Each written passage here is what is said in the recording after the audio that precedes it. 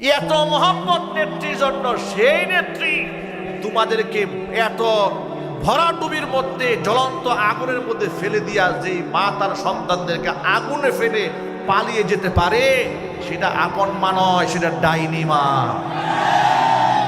সুতরাং ডাইনি মায়ের জন্য কান্নাকারি বন্ধ করো, নিজেদের ভুলকে স্বীকার করো যে ডাইনির নেতৃত্বে এই দেশে শত সহস্র আলেমরা জেল খেটেছে, জরিমানা দিয়েছে, মিথ্যা মামলার শিকার হয়েছে।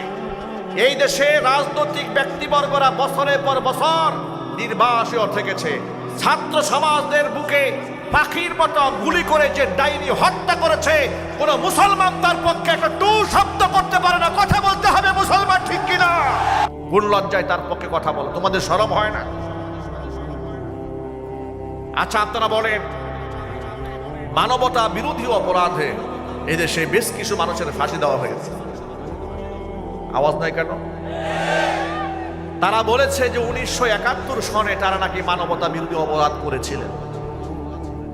সেই অপরাধ কি আপনারা কেউ দেখেছিলেন? এই প্রজন্মের আপনারা কেউ দেখেছেন? দেখেন নাই। তাদের পক্ষে সাক্ষী দিল কারা?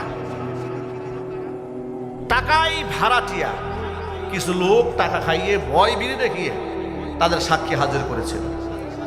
প্রমাণ বলেন, সুখরঞ্জন বালির কথায় আপনারা দেখেন, সাইদি সাহেবের যে 1 নাম্বার তার বিরুদ্ধে সাক্ষীটা ছিল একটা হিন্দু মানুষ। সে বলেছে, না আমি হিন্দু হতে পারি কিন্তু একটা আলেমের বিরুদ্ধে এত বড় মিথ্যা কথা আমি বলতে পারবো না। আল্লাহু আকবার বলেন। আমি মনে করি সুখরঞ্জন বালি একটা হিন্দু মানুষ হয়ে আলেমের বিরুদ্ধে যেতে পারে নাই।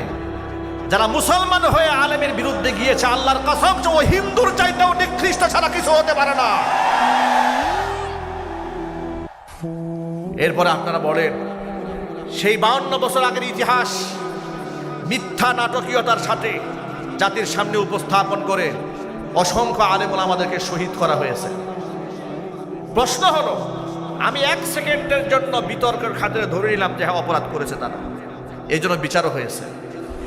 এবার আপনারা বলেন, 50 থেকে 52 বছর আগে মানবতা বিরোধী অপরাধ যদি কেউ করে থাকে, 50 বছর পরে এসে যদি তার ফাঁসির কার্যকর করা যায় ট্রাইব্যুনালে বিচার করার মাধ্যমে, একেবারে টাটকা প্রমাণ সহ যাদের মানবতা বিরোধী অপরাধ আমাদের সামনে আছে, 2024 সালে এসে যারা জুলাই আগস্টের মধ্যে গণহত্যা চালিয়েছে, পৈশাচিক নির্যাতন চালিয়েছে মানুষদের উপরে, কেমন মানবতা বিরোধী অপরাধ করেছে দেখেন।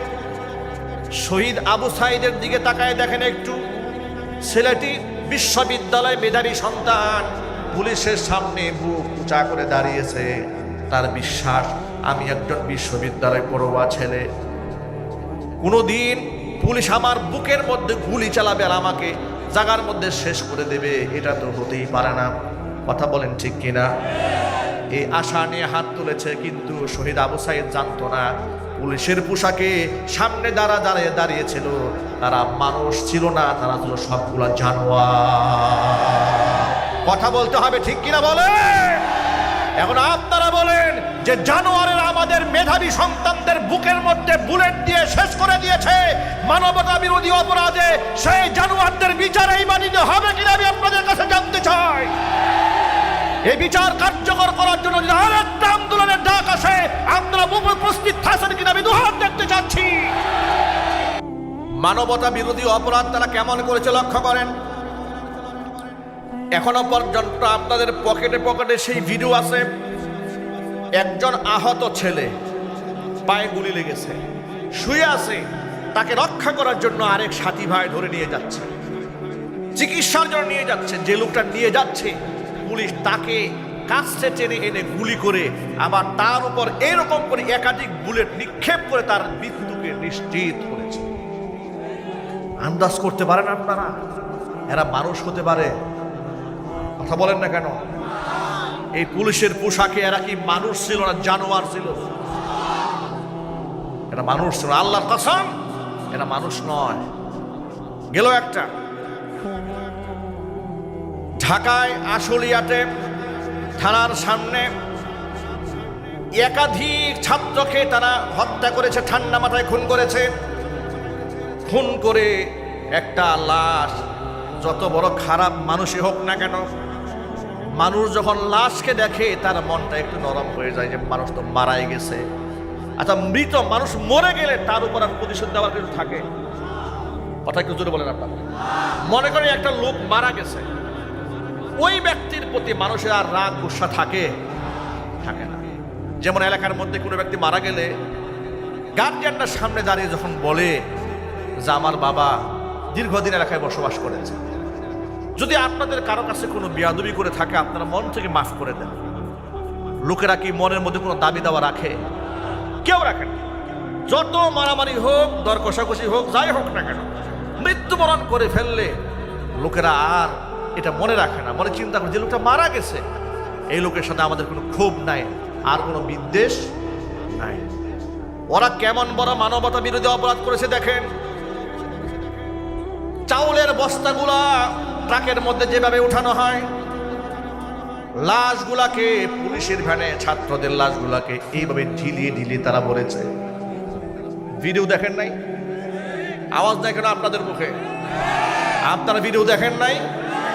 লাশগুলাকে আটার বস্তার মতো, চাউলের বস্তার মতো ঢিলিয়ে উঠিয়েছে। সর্বশেষ এই লাশগুলাকে ঢিলিয়ে উঠেও দিল ঠান্ডা হয় নাই, কাপড় দিয়ে ঢেকেছে, পেট্রোল ঢেলে এই মৃত দেহের মধ্যে আগুন ধরিয়ে দিয়েছে, লাশগুলাকে পুড়িয়ে ছাই করে দিয়েছে। কল্পনা করতে পারে মানুষ এত নৃশংস হতে পারে? 50 থেকে 52 বছর আগের মানবতা বিরোধী অপরাধের সাজা যদি মৃত্যুদণ্ড হয়, এদের মৃত্যুদণ্ড হবে না? আরো যদি বলে হবে না? আপনারা দেখেছেন যাত্রাবাড়ি ফ্লাইওভারের নিচে নিরীহ মানুষগুলো আশ্রয় নিয়েছিল প্রাণ বাঁচাবার জন্য। নাই কোনো হাতে অস্ত্রপাতি, কিচ্ছু নাই, শুয়ে আছে মাটির সাথে একদম ঝিম ধরে আছে, যে আহারে চতুর্দিকে পুলিশ, এদের হাতে গুলি অস্ত্র আছে। মানুষগুলা শুয়ে পড়েছে মাটিতে শুয়ে থাকা সিরিয়ালে সাধারণ ছাত্র জনতা, সাধারণ মানুষদেরকে তারা একেবারে পাখির মতো গুলি করে, ভিডিও গেমসের মতো গুলি করে মানুষগুলাকে খুন করেছে।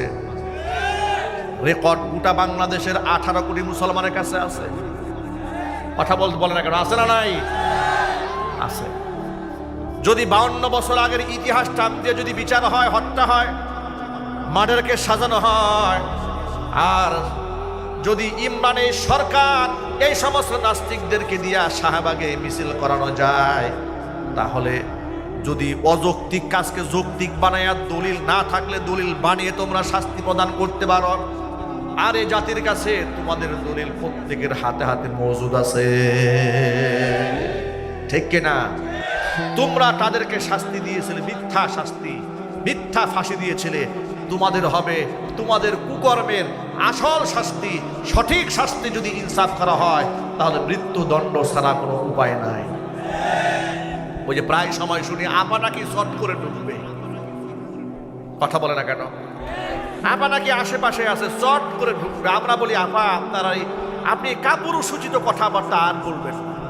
আপনি হয়তো একটু পাবনা যান, না হয় আপনার সাথে আমেরিকার, যেহেতু আপনি বলতেছেন যে ট্রাম্পের সাথে আপনার বিরাট পিরিত, তাহলে আমেরিকাতে গিয়ে একটা মানসিক হাসপাতালে গিয়ে আপনি ভর্তি হন, আপনি একটু চিকিৎসা নেন, এই দেশের মানুষকে একটু শান্তিতে থাকতে দেন।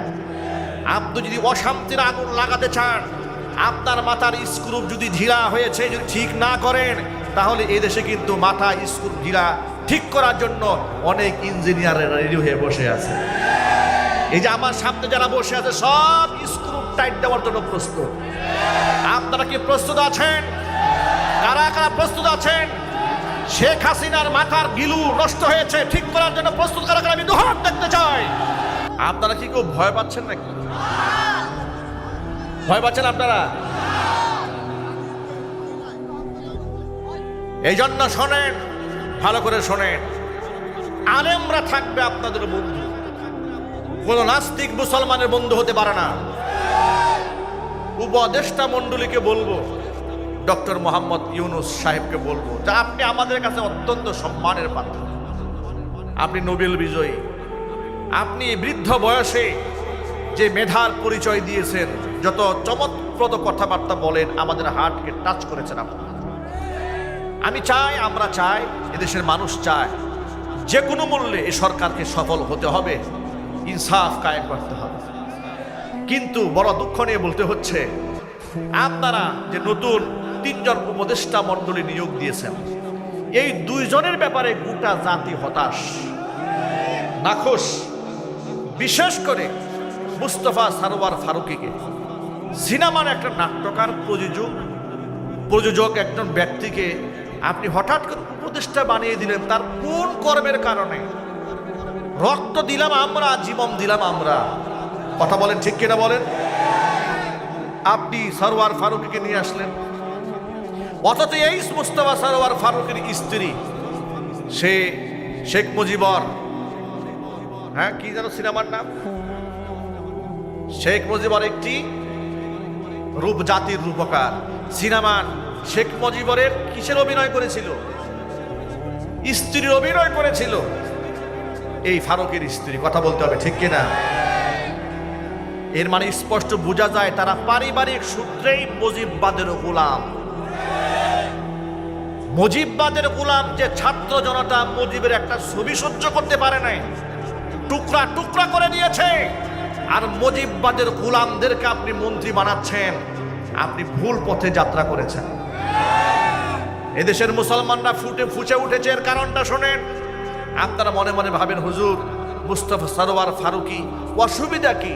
সে একটু মন্ত্রীদ্বন্দ্বী হলে আমাদের সমস্যা কি? সমস্যা তো অবশ্যই আছে, কথা বলতে হবে। অসুবিধা আছে না নাই? সে কি বলেছে শোনেন। 5ই মে যখন শাপলা চত্বরে গণহত্যা চালালো স্বৈরাচারী খবিস, অসংখ্য মুসলিম বাচ্চাদেরকে, নিরাপরাধ মানুষদেরকে হত্যা করেছিল, রাত 3টা বাজে এই ফারুকী পোস্ট করে বলেছিল শাপলা চত্বর জঞ্জাল মুক্ত হলো। কি ক্ষোভ দেখেছেন? গোটা বাংলাদেশের কোটি কোটি মুসলমানের আধ্যাত্মিক রাহবার শেখুল ইসলাম আল্লামা শাহ আহমদ শফী রাহমাতুল্লাহি আলাইহির ব্যাপারে বলেছিল তেতুল হুজুর, নাউজুবিল্লাহ বলেন। তার যতগুলো নাটক সিনেমা আছে সবগুলোর মধ্যে দাড়ি এবং টুপিকে একেবারে টার্গেট করে করে ছোট করে উপস্থাপন করা হয়েছে। নিজের বউকে অন্য পুরুষের কাছে বগল দাবা করে যে ব্যক্তি তৃপ্তি অনুভব করে, যার মধ্যে এতটুকু লজ্জা নাই, শরম নাই, নিজের স্ত্রীকে নায়িকা বানিয়ে পরপুরুষকে নায়ক বানিয়ে ডলাডলি ঘষাঘষি করায়, ওই পুরুষের, ওই স্বামীর কোনো ব্যক্তিত্ব আছে? ওর কোনো লজ্জা আছে? এমন ব্যক্তিত্বহীন, নির্লজ্জ, ইসলাম বিদ্বেষী, আলেম বিদ্বেষী, কোরআন বিদ্বেষী একজন ব্যক্তি শহীদদের রক্তে প্রতিষ্ঠিত রাষ্ট্রের মন্ত্রী হবে, এটা মুসলমানরা বরদাস্ত করতে পারে না। তাকে উপদেষ্টা পরিষদ থেকে বাতিল করতে হবে, ঘাট ধাক্কা দিয়ে বের করে দিতে হবে। যদি বের না করা হয়, অসহযোগ আন্দোলন বাংলাদেশে গড়ে তোলা হবে। আপনারা কি প্রস্তুত আছেন কিনা আমি দুহাত দেখতে চাচ্ছি। আমার যুবক ভাইয়েরা, মা বোনেরা, এই দেশ আল্লাহ স্বাধীন করে দিয়েছেন। প্রথমত আমরা আল্লাহ সুবহানাহু ওয়া তাআলার দরবারে শুকরিয়া আদায় করি। আল্লাহ পাক যেন এই স্বাধীনতা অক্ষুণ্ণ রাখার, অটুট রাখার তৌফিক আমাদেরকে দান করেন। জোরে জোরে বলেন আল্লাহুম্মা আমিন। নবী করিম সাল্লাল্লাহু আলাইহি ওয়াসাল্লাম সত্য পথের পথিক ছিলেন। ইলম, আমল, আখলাক, চেহারা, সুরতে সর্বদিক থেকে আল্লাহ রাব্বুল আলামিন আসমানের নিচে জমিনের উপরে সর্বোচ্চ মর্যাদায় তার রাসূলকে আল্লাহ তাআলা অধিষ্ঠিত করেছিলেন। নবী করিম সাল্লাল্লাহু আলাইহি ওয়াসাল্লাম পৃথিবীর কোনো বিশ্ববিদ্যালয়ে লেখাপড়া করেননি, স্কুল থেকে পড়াশোনা করেননি। কোনো কবি, কোনো সাহিত্যিক, কোনো কলামিস্ট, কোনো বুদ্ধিজীবী, কোনো দার্শনিক কারো ছাত্রত্ব গোটা জীবনে তিনি গ্রহণ করেন। কিন্তু কারো ছাত্রত্ব গ্রহণ না করলেও তার ইলম এবং তার প্রজ্ঞা জন্মসূত্র থেকে গোটা বিশ্বের মধ্যে সবার উপরে ছিল। চিৎকার দেখুন সুবহানাল্লাহ। তিনি কারো কাছ থেকে, পৃথিবীর কোনো মুআল্লিম, কোনো শিক্ষকের কাছ থেকে তিনি শিক্ষা গ্রহণ করেন।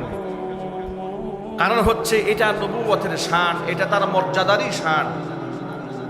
কারণ হচ্ছে তিনি যেহেতু শিক্ষক হিসেবে এসেছেন, এই পৃথিবীর কোনো ব্যক্তির কাছ থেকে তিনি যদি সবক গ্রহণ করতেন তিনি হতেন ছাত্র। আবার সম্মানের দিক থেকে উস্তাদ নিশ্চয়ই ছাত্রের চেয়ে বেশি মর্যাদাপূর্ণ হয়ে যায়, ঠিক কিনা জোরে বলেন? এই জন্য নবী করিম সাল্লাল্লাহু আলাইহি ওয়াসাল্লামকে আল্লাহ পাক পৃথিবীর কোনো মানুষের ছাত্র বানান নাই। আল্লাহর নবী নিজে বলেছেন, ইন্নামা আনা বুইস্তু মুআল্লিমান, পৃথিবীতে এসেছি আমি শিক্ষক হিসেবে এসেছি। ইন্নামা আনা বুইস্তু লিউতাম্মিমা মাকারিমাল আখলাক, বেশ কিছু মিশন দিয়ে আল্লাহ পাক আমাকে পাঠিয়েছেন। এর মধ্যে অন্যতম একটা মিশন হচ্ছে বুইস্তু লিউতাম্মিমা মাকারিমাল আখলাক, চরিত্রের পূর্ণতা এই পৃথিবীতে এস্টাবলিশ করার জন্য আল্লাহ আমাকে পাঠিয়েছেন। অন্য একটি হাদিসের মধ্যে এসেছে, ইন্নামা আনা বুইস্তু লিকাসরিল আসনাম, এই পৃথিবী থেকে মূর্তিগুলাকে বিনাশ করে ধ্বংস করে টুকরা টুকরা করে তাওহীদ প্রতিষ্ঠার জন্য আল্লাহ আমাকে প্রেরণ করেছেন। আল্লাহু আকবার বলেন। নবী করিম সাল্লাল্লাহু আলাইহি ওয়াসাল্লামকে আল্লাহ রাব্বুল আলামিন এমন মর্যাদা পূর্ণ করেছিলেন, নিশ্চয় আপনারা তারিখ, ইতিহাস, সিরাতের কিতাবের মধ্যে যারা ন্যূনতম পড়াশোনা করেছেন তারা জেনেছেন তিনি মাতৃগর্ভ থাকা অবস্থাতে তার অলৌকিকতা শুরু হয়েছে। মা আমিনা বলেছেন, সাধারণত সন্তান গর্ভে ধারণ করলে মায়েদের বমি বমি ভাব হয়, কিন্তু মুহাম্মদ সাল্লাল্লাহু আলাইহি সাল্লামকে গর্ভে ধারণ করার পরে তার বমির ভাব হয়নি। স্বাভাবিকভাবে মেয়েদের মাথা ঘোরায় এবং শরীরের পরিবর্তন আসে। মা আমিনা বলেছেন, স্বাভাবিকভাবে মেয়েরা যেভাবে পরিবর্তিত হয় আমার শরীরে তেমনটা পরিবর্তন আমি লক্ষ্য করিনি। চিৎকার দেখুন আল্লাহু আকবার। মা আমিনা বলেছেন, আমার ছেলে যখন জন্ম হলো এই দুনিয়ার আলো দেখা মাত্র তিনি সাধারণ সন্তানদের মতো চিৎকার না দিয়ে রবের সামনে সিজদায় পড়ে গিয়েছিলেন। আমি মা হিসেবে তখনই আমার কাছে প্রশ্ন জেগেছিল, এ কেমন সন্তান চিৎকার না করে সিজদায় পড়েছে? আল্লাহু আকবার বলেন। এর মানে হচ্ছে আমি শুধু আপনাদের কাছে ভাষা এই আইডিয়াই দিয়ে দিচ্ছি, মুহাম্মদ সাল্লাল্লাহু আলাইহি ওয়াসাল্লাম জন্মর সূত্র থেকেই তিনি শ্রেষ্ঠত্বের মর্যাদায় অধিষ্ঠিত হয়েছে। নতুন করে তাকে মর্যাদা বাড়ানো হয়েছে বিষয়টি এমন নয়, জন্ম সূত্র থেকেই তিনি শ্রেষ্ঠ মর্যাদার অধিকারী। নবী করিম সাল্লাল্লাহু আলাইহি ওয়াসাল্লাম বলেছেন যে আল্লাহ রাব্বুল আলামিন আমাকে কখন থেকে নবী হিসাবে নির্বাচিত করেছেন তোমরা কি জানো? ও আদামু বাইনাল মাই ওয়াত তুরাব, পৃথিবীর প্রথম মানুষ, প্রথম নবী হযরত আদম যখন পানি এবং মাটির মধ্যে মিশ্রিত ছিল, এর মানে হচ্ছে আদমের অস্তিত্বও যখন পৃথিবীতে আসে নাই কিংবা জান্নাতে হয়নি, তখনই আমি আল্লাহর কাছে আমি শেষ নবী হিসেবে পরিগণিত ছিলাম।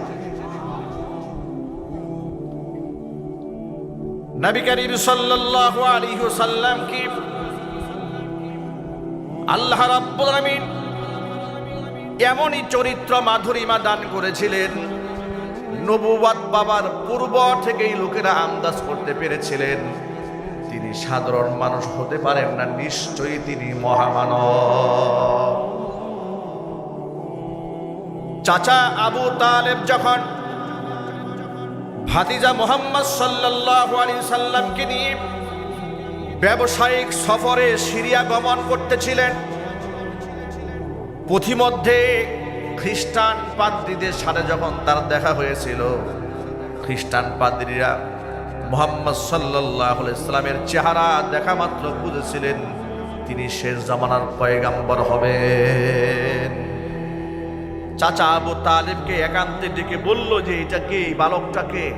বলে আমার ভাতিজা। নাম কি? নাম তার মুহাম্মদ। পিতার নাম কি? তার পিতার নাম আব্দুল্লাহ, আগেই মারা গেছে, জন্মের আগেই। মায়ের নাম কি? বলে আমেনা। বলে আপনি আপনার এই ভাতিজাকে নিয়ে আর সিরিয়ার দিকে যাবেন, একে নিয়ে আপনি ব্যাক করেন। বাড়ি কোথায়? বলে মক্কায়। মক্কায় আবার আপনি ইউ টার্ন করেন, আপনি যাবেন না। বলে কেন যাব না? বলে আপনার ভ্রাতুষ্পুত্র, আপনার ভাতিজা, তার চেহারা দেখে আমরা আন্দাজ করতে পেরেছি ইনি হবেন শেষ জামানার নবী। চিল্লা এখন আল্লাহু আকবার।